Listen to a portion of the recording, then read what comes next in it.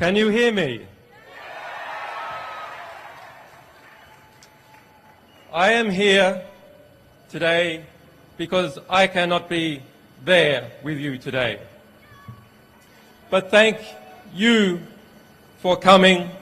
Thank you for your resolve, your generosity of spirit. On Wednesday night, after a threat was sent to this embassy and police descended on this building, you came out in the middle of the night to watch over it. And you brought the world's eyes with you. Inside this embassy after dark, I could hear teams of police swarming up into the building through its internal fire escape. But I knew there would be witnesses, and that is because of you. If the UK did not throw away the Vienna Conventions the other night, it is because the world was watching. And the world was watching because you were watching. So the next time somebody tells you that it is pointless to defend those rights that we hold dear, remind them of your vigil in the dark before the Embassy of Ecuador.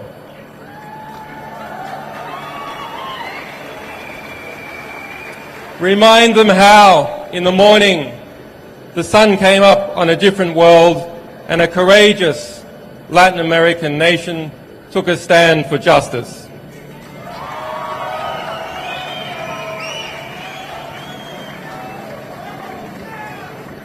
And so to those brave people, I thank President Correa for the courage he has shown in considering and in granting me political asylum. And I also thank the government, and in particular Foreign Minister Ricardo Patino, who upheld the Ecuadorian constitution and its notion of universal citizenship in their consideration of my asylum. And to the Ecuadorian people for supporting and defending this constitution. And I also have a debt of gratitude to the staff of this embassy, whose families live in London and who have shown me hospitality and kindness despite the threats we all received.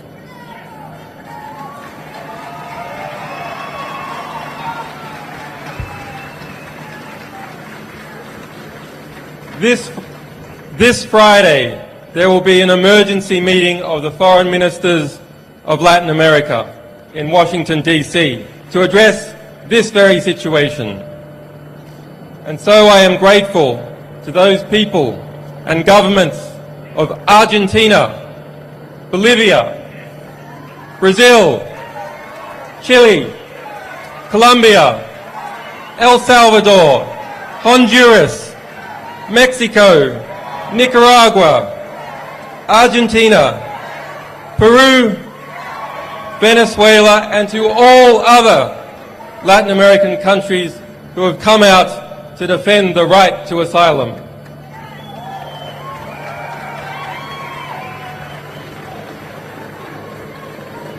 And to the people of the United States, the United Kingdom, Sweden, and Australia, who have supported me in strength even when their governments have not.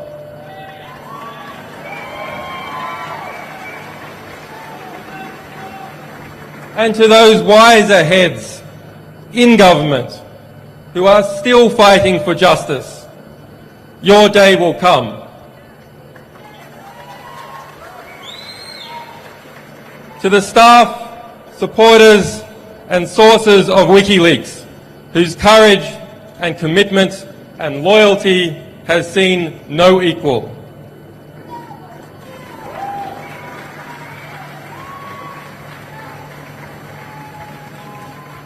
To my family and to my children who have been denied their father, forgive me, we will be reunited soon.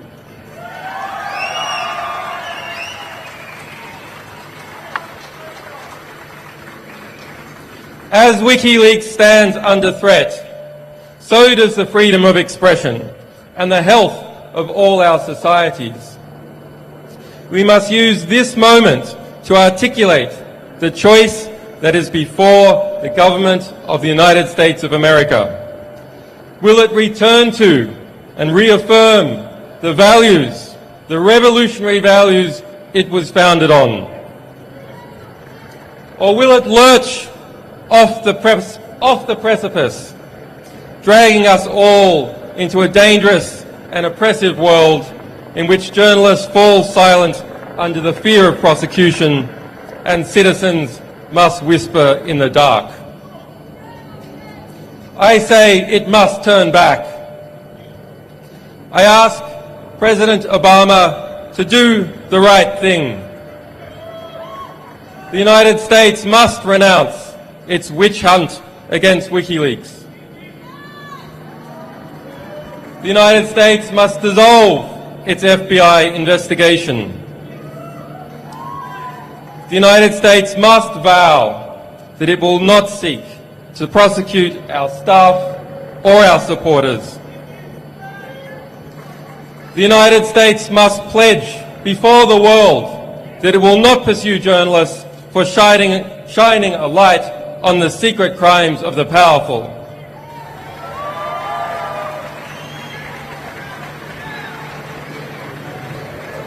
There must be no more foolish talk about prosecuting any media organisation, be it WikiLeaks or be it the New York Times. The US administration's war on whistleblowers must end. Thomas Drake, William Binney, John Kirikou and other heroic whistleblowers must be pardoned or compensated for the hardships they have endured as servants of the public record.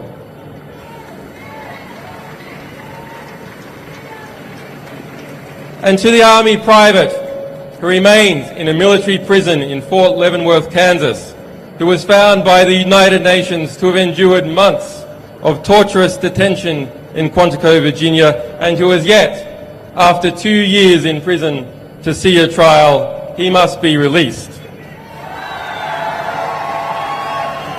Bradley Manning must be released.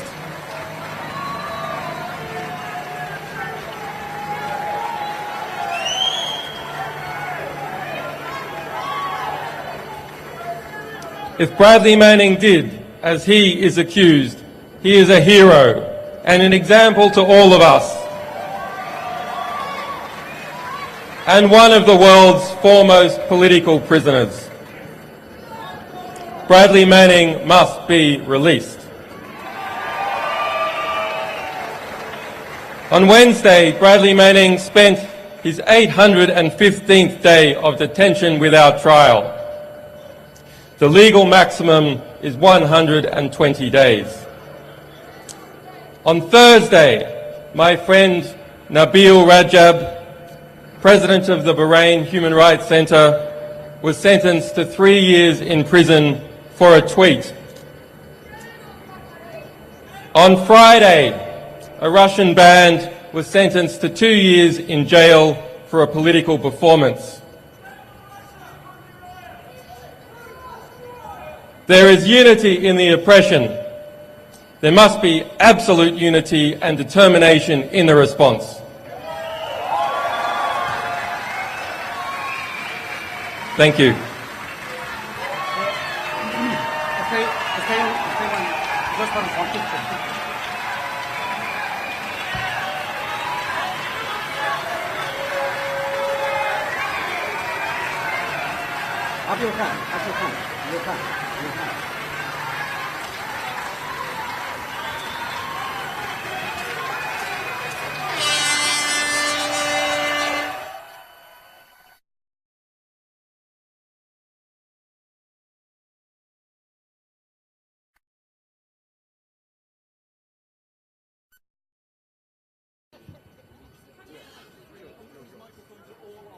Are they?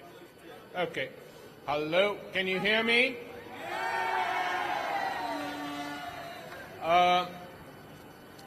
My name is Tariq Ali, and I'm here on behalf of the broad coalition of people here and in Europe and in other parts of the world, South America, from where I've just returned, who are backing Julian Assange and backing the decision of the Ecuadorian government to give him asylum.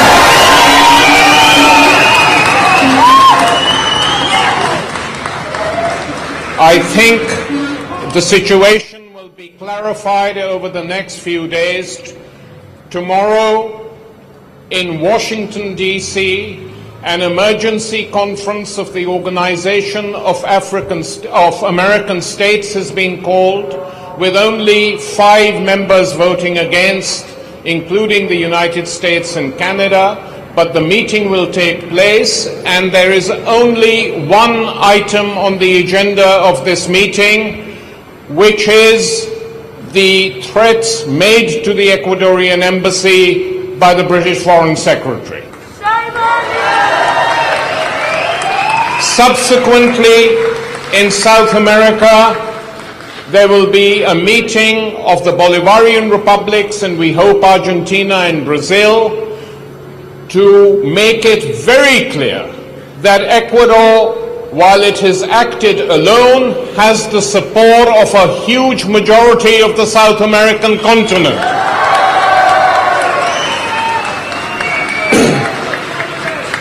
Now, this afternoon we're here to show our solidarity with Julian Assange and the decision of the Ecuadorian government. We have speakers who will be speaking for making short speeches.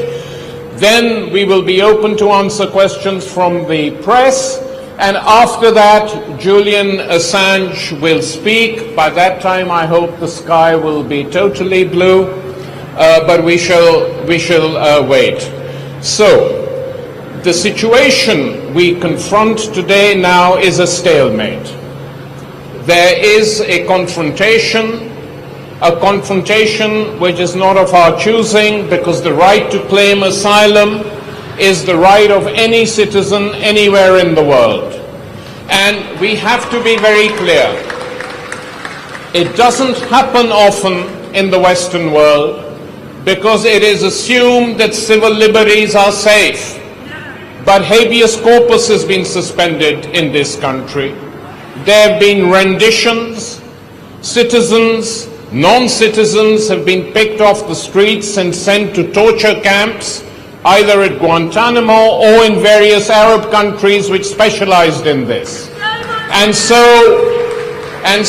when people now decide that they will not trust the legal system in the European world because of its extra-legal actions over the last 10 years, and will certainly not trust the United States, where the treatment of Bradley Manning has been an absolute disgrace.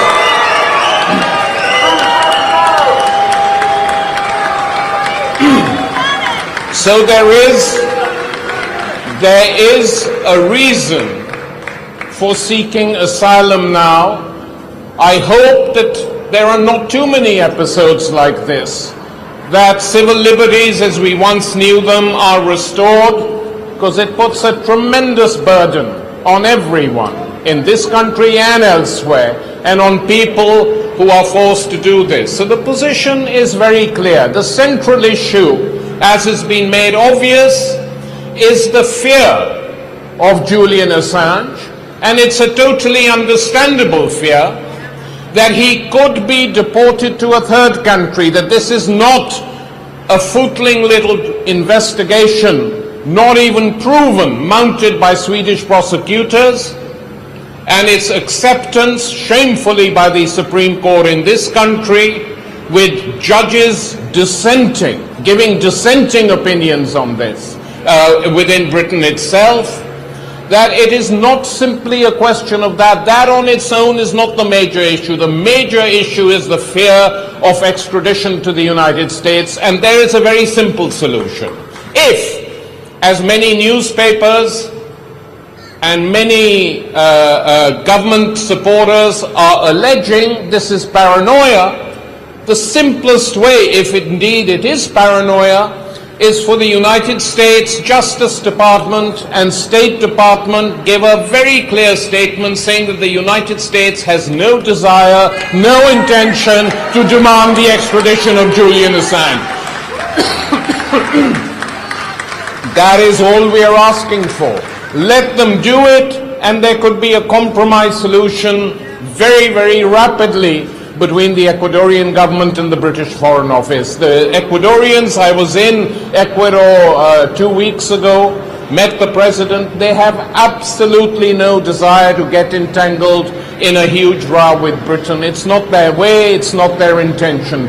They want a peaceful settlement, and all they ask is an assurance that Julian Assange will not be extradited to a third country, and that is what we hope to achieve with the campaigning we're doing now. Now, unfortunately, we have got many messages from people who can't be here for one reason or the other, and these messages will be read out by spokespeople who are here on their behalf.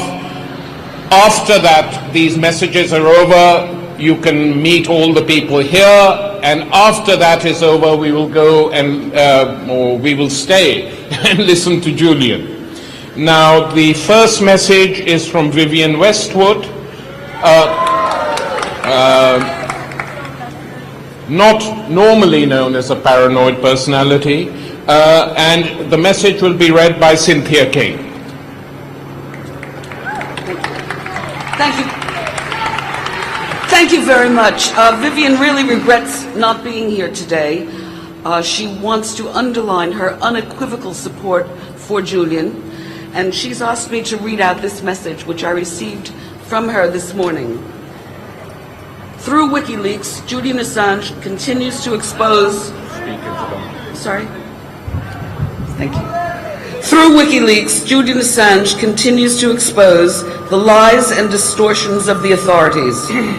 His fight is our fight. It is a fight for freedom, freedom of information. We are Julian Assange. I am Julian Assange. With love from Vivian. Thank you. Thank you very much for that, Cynthia, and our solidarity with Vivian wherever she is. The next is Roman Gavros, filmmaker, friend of the campaign, will read John Pilger's speech. Pilger is doing sterling work in Australia, campaigning for Julian in his homeland, and couldn't be with us. Roman.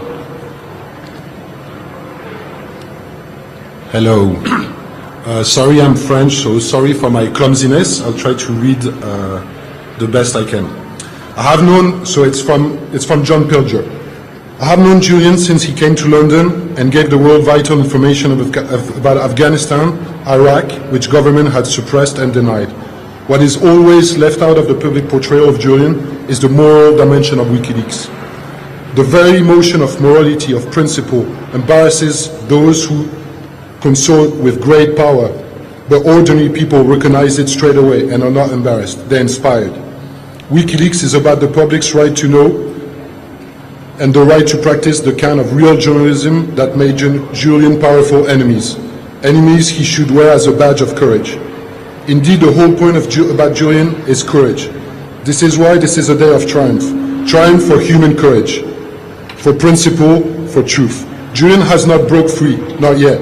But with the help of Admiral Rafael Correa and his comrade in the embassy, he has seized back the initiative from those who think they have the divine right to rule the world, lie, and commit war crimes in our name. We should celebrate our resistance and salute Julian. John Pilger.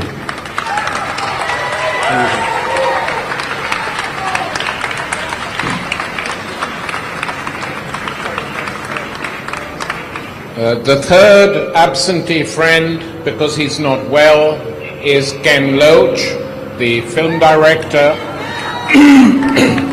and Rebecca, who has worked with him forever, is here to read a message. Hi, everybody. The sun's come out, which is good news. I've been working with Ken Loach and Paul Laverty for a very long time, and with them, we give you this message. Julian Assange needs our support. He and WikiLeaks have exposed the dirty secrets of the powerful. Remember WikiLeaks revealing US war crimes in Iraq, firing on unarmed civilians from an Apache helicopter? Nothing but cold-blooded murder. We know the gross brutality the US and Britain will use against those it sees as its enemies. The coups in Latin America, Guantanamo, and now the terror inflicted on Bradley Manning. With right-wingers in the States calling for his execution, Julian has every reason to fear for his safety. But look at the bigger picture. There is much talk of due process and the rule of law.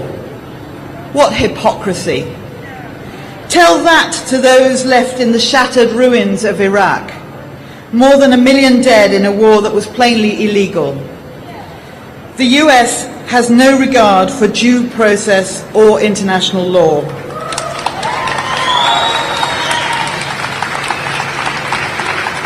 Julian needs the protection of all who care for freedom of information and real journalism. Solidarity with Julian Assange.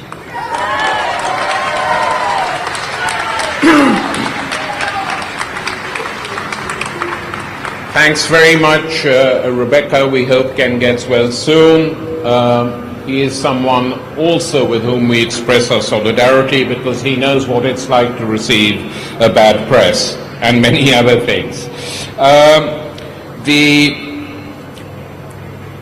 last official speaker is someone who has a valiant record, someone who worked in the British Foreign Office for quite some time, was a British ambassador.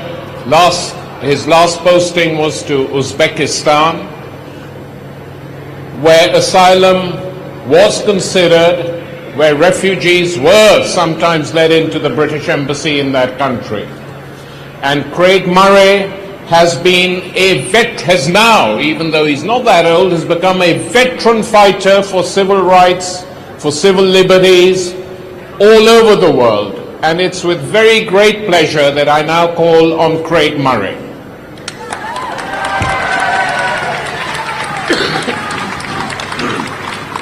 Thank you.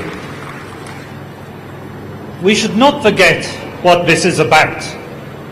This is about the persecution of an individual who has made life much more simple and more productive for whistleblowers in the information age, and in an age when, as Western governments become increasingly authoritarian and civil liberties are diminished, we need whistleblowers more than ever to protect the rights of all of us.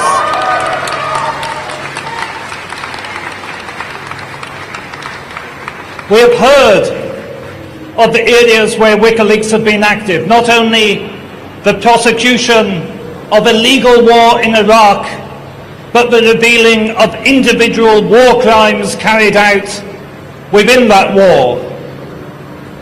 The targeting of people for assassination throughout the world, and the collusion of governments of different stripes in that targeting. The torture and rendition of individuals. Now consider this. I blew the whistle on torture and extraordinary rendition and the collusion of the CIA and MI6. I was, in consequence, immediately charged with extortion for sexual purposes in exchange for British visas. It took me 1.5 years to clear my name of those charges, because they routinely charge and try to frame and fit up whistleblowers, and that is what is happening to Julian Assange. just as it happened to me.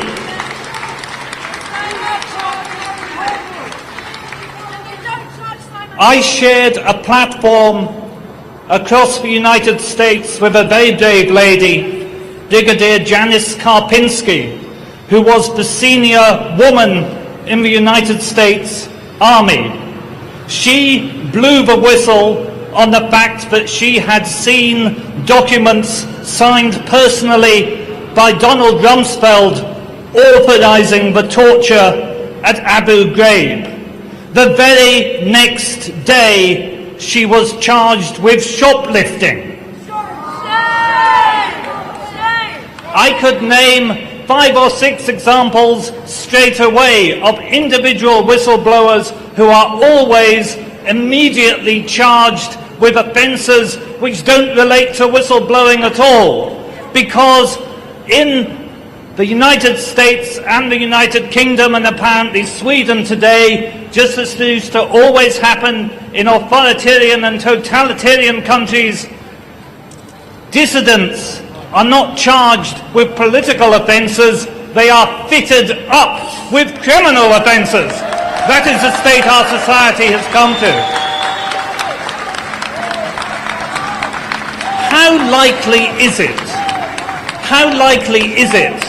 that when I was engaged in a bitter struggle, an internal struggle with my own government who were trying to sack me over the use of torture, and I was trying to prevent the use of torture, did I then think, oh, that's a good idea, I'll go and rape someone tomorrow while I'm in the middle of this? Was Julian Assange, while conducting the campaign of WikiLeaks, so distracted he decided to get into incidental and coincidental criminal activity? Did Donald Rumsfeld get outed as the man who authorized torture by Janice Karpinski just for her to think the very next day she would pop out and do a bit of shoplifting? No! Only our disgustingly complacent and spoon-fed mainstream media would accept such a narrative for one single moment. It is obviously nonsense to anybody with half a brain. Now then, let me come to William Hague.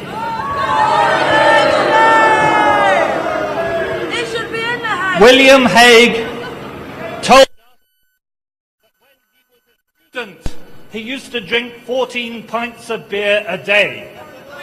I tell you something, he must have drunk 28 pints the day he decided to threaten to illegally invade the embassy of Ecuador and violate Ecuadorian national territory.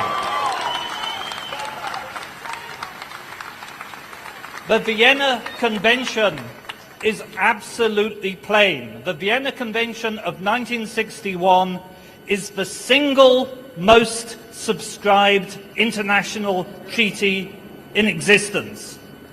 And it states in Article 22, Section 1, that the diplomatic premises of an embassy are inviolable. Full stop. Are inviolable. You cannot invade the embassy of another country. As Tariq rightly said, there were times when I sheltered Uzbek dissidents from their government within the confines of the British Embassy in Uzbekistan. Even during the height of the tensions of the Cold War, the opposing parties never entered each other's embassies to abduct a dissident. The fact that William Hague now openly threatens the Ecuadorians with the invasion of their sovereign premises is one further example of the total abandonment of the very concept of international law by the neoconservative juntas that are currently ruling the former Western democracies.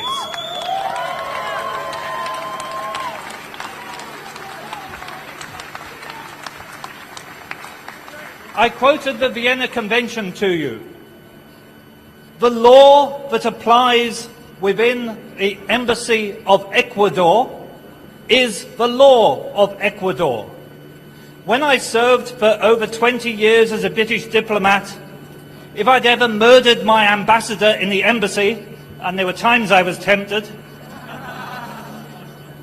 that would have been prosecuted under UK law, and it would have been these gentlemen from the Metropolitan Police who would have come out to the British Embassy to investigate the crime that had taken place on British soil. And I tell you this, in international law and in Ecuadorian law, whatever British domestic legislation may say, if the Metropolitan Police enter the premises of the Ecuadorian embassy, they are subject to Ecuadorian law, and they are committing a crime under Ecuadorian law for which those individual policemen are quite rightly liable to prosecution. And I can tell you something else for certain. The position I've just outlined, that the invasion of a diplomatic premises is a crime in international law and a crime in the state whose premises are invaded, that is a position which is taken by virtually every country in the world. And it is a crime which is eminently extraditable.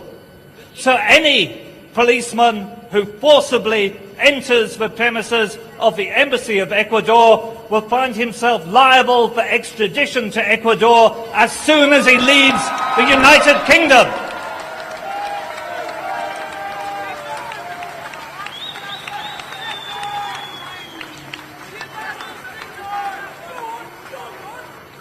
Ladies and gentlemen, I thank you all for coming here to listen. I thank deeply and from my heart those of you who have come to support Julian Assange and support his continuing struggle for freedom and to support the continuing cause of whistleblowing and revealing that which government does not want you to know. We are here today for freedom. Here we stand. We thank the Ecuadorian government for their support, and we stand with Julian Assange. Thank you very much.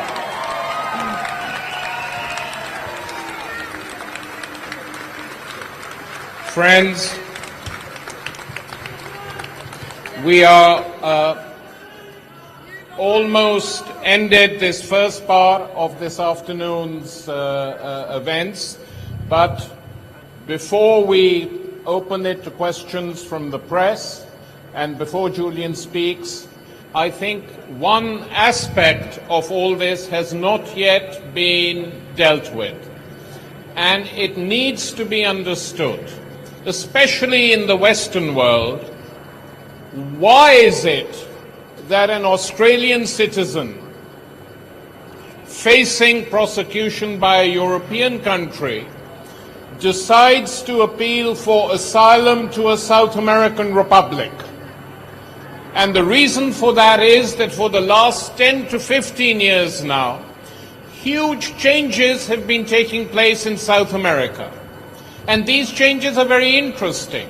For a whole while, as many of you will know, South America was governed by military dictatorships of one sort or the other, backed by the United States and its European partners, and allowed to do whatever they wanted. They were taught how to torture, they were taught how to kill, and they carried on doing it till the changes began. And the changes began for social and economic reasons, it should be pointed out. The changes began when the people in Venezuela, who were the first, said enough. Enough of IMF regulations, enough of World Bank rules. We don't like neoliberalism. We don't like the way our oligarchs are running this country. We don't want to live in a world where everything is privatized, where there are no public sector engagements. That is what started it off. And there have been more elections in Venezuela than in any other country of the world since that time. Referendums launched against, won by the Bolivarians. A new constitution in which a population has the right, if it so wishes, to get signatures so that an elected president can be recalled way beyond the next election is due. All this had happened. And that Venezuelan model in different ways spread all over the world. It spread to Bolivia. It spread to Ecuador. It spread for a while to Paraguay, to Honduras. It had a huge impact in Brazil. And we don't have the world of the West now in many, many South American countries. What do? They have oil wealth. They have other wealth. They don't allow it to go to the fat cats. They don't allow it to go to bankers. They spend it on free education. They spend it on hospitals. They have created new universities free of charge for poor kids. They refuse to follow the Western model where everything is privatized, including the armies and including the police force now we hear. Everything is being privatized, for somehow these people feel it's better. The train system is privatized here. In South America, they're trying to construct a new one. And so these radical social democratic governments in South America are today, in my opinion, offer more social and human rights to their citizens than the countries of Europe, leave alone the United States. And that is why Julian Assange applies for asylum to Ecuador, because this is a country which is determined to be independent. It has asked the American military base in Mantua to leave the country. And when the United States objected, Rafael Correa, the president of Ecuador, said, okay, if you want a base here, let's have equality. Why can't we have a military base in Florida? To even ask the question is considered crazy. And there was no agreement. Out went the base. A new constitution that defends human rights. A serious attempt to defend the ecology of the country. Social spending has doubled. And for me, human rights mean nothing unless there are social rights as well for the ordinary people of a country. The two go hand in hand. And it is these changes in South America which have now come to the fore in a big way by this one event. But that is why Julian Assange appealed to Ecuador for asylum, and that is why I think in this week that lies ahead, he will receive the backing of a large majority of the South American continent. And the Europeans, European governments and European citizens, if they wished to, could learn a lot from South America today. Just change your gaze. The gaze of Europe is constantly fixed in the direction of North America. They should just shift it, at least for a year or two, to South America, and maybe conditions and the lives of ordinary people who live in Europe would be improved as a result. Instead, despite this huge social and economic crisis, they go on as if nothing's happened. Well, for them, nothing's happened. For ordinary people who live in this country, whatever their class, their creed, their color, they suffer. And they react angrily sometimes. And South America offers the beginnings of a model against that. Thank you very much. And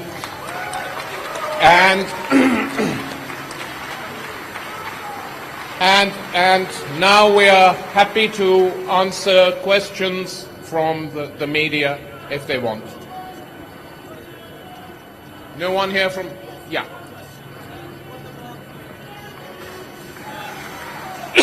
We'll repeat your question. Ask it.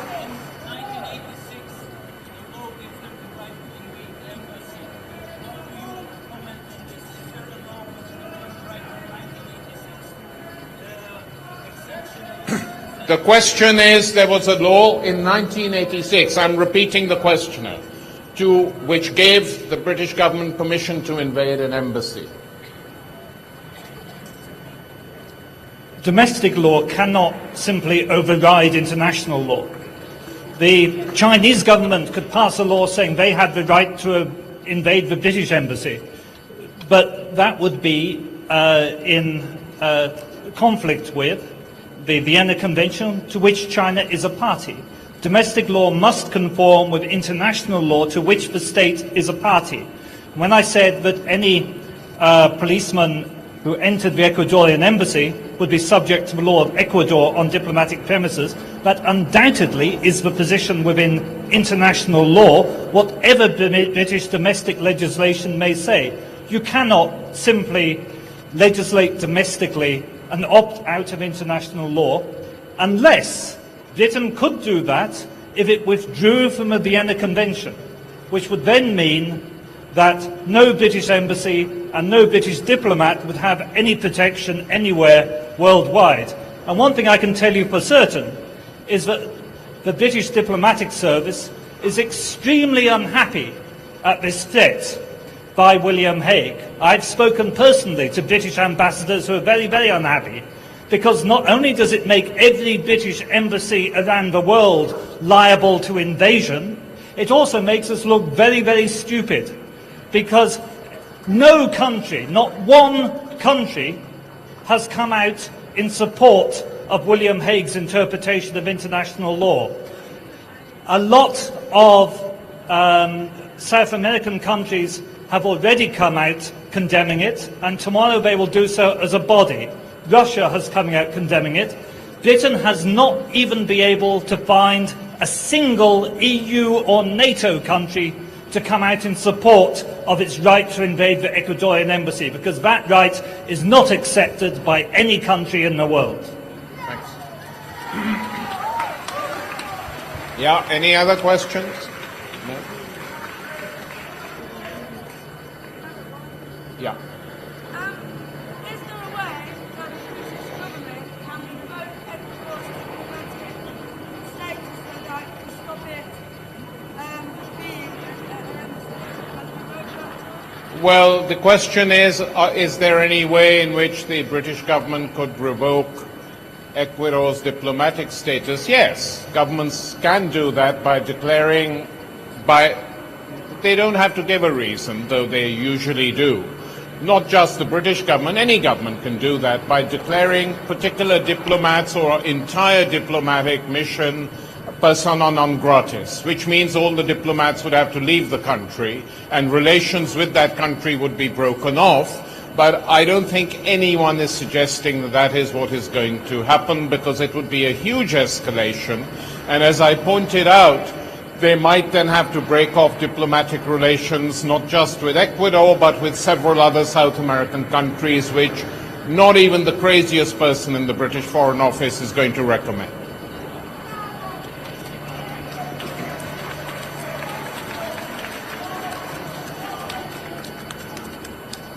Anything else, guys?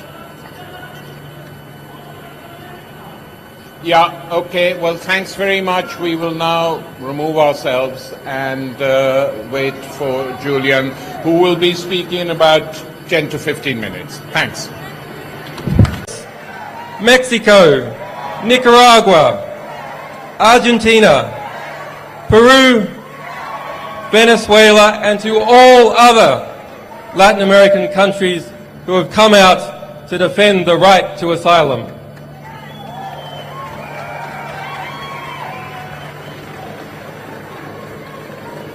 And to the people of the United States, the United Kingdom, Sweden and Australia, who have supported me in strength even when their governments have not.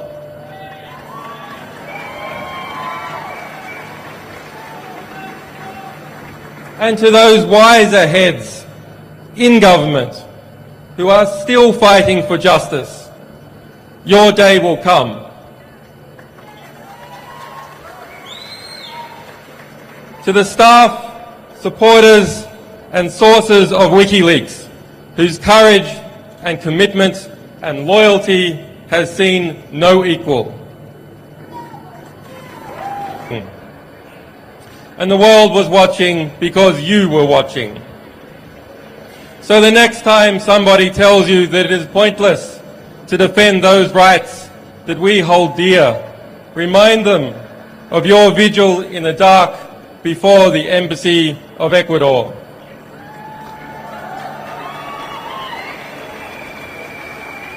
Remind them how, in the morning, the sun came up on a different world and a courageous Latin American nation took a stand for justice.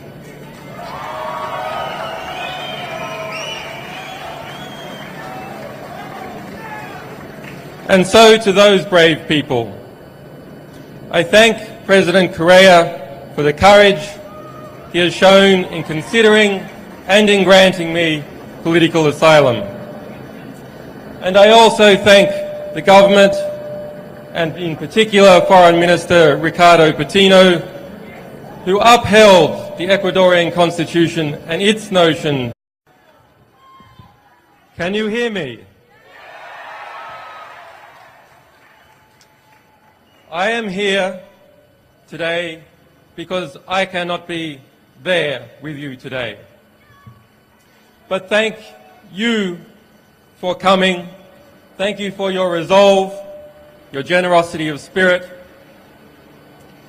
On Wednesday night, after a threat was sent to this embassy and police descended on this building, you came out in the middle of the night to watch over it. And you brought the world's eyes with you.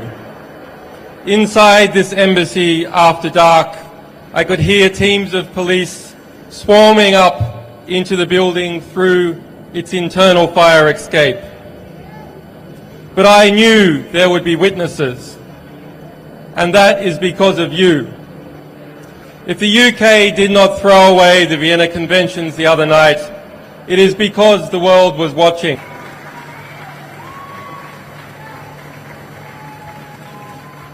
To my family and to my children who have been denied their father, forgive me, we will be reunited soon.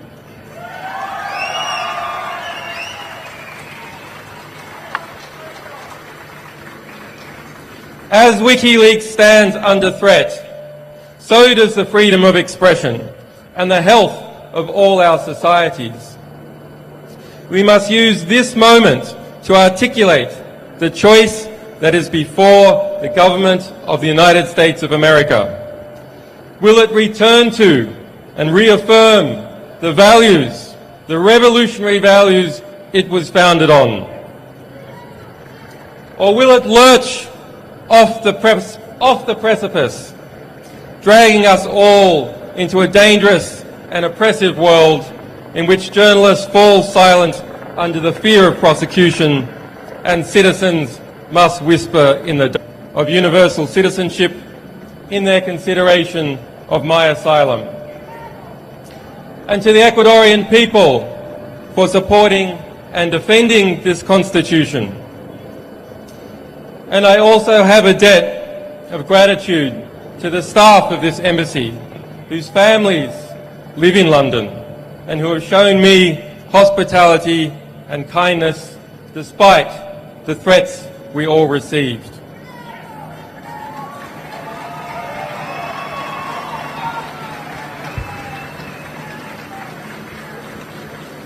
This Friday, there will be an emergency meeting of the foreign ministers of Latin America in Washington, D.C. to address this very situation. And so I am grateful to those people and governments of Argentina, Bolivia, Brazil, Chile, Colombia, El Salvador, Honduras,